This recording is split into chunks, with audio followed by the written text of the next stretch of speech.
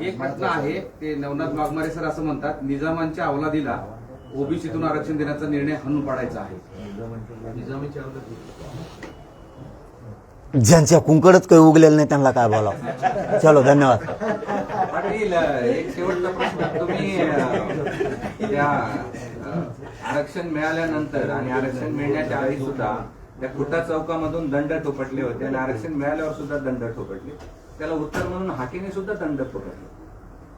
त्यांना नाही मोजत आपण काय, आपण कोणाला बोलायचं कोणाला नाही बोलायचं, किती महत्व कोणाला द्यायचं. स्वतःच्या जातीसाठी लढावं, ती जात मोठी होईल. दुसऱ्याची इकडे लेकराच्या अन्नात माती घालून काय उपयोग.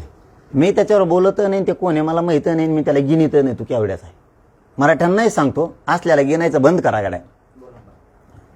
हे काय आहे, यांना काहीतरी करून दूषित वातावरण करायचं. जरा मराठ्याचे नेते आणि मराठ्याचे लोक थोडं समजून घ्या.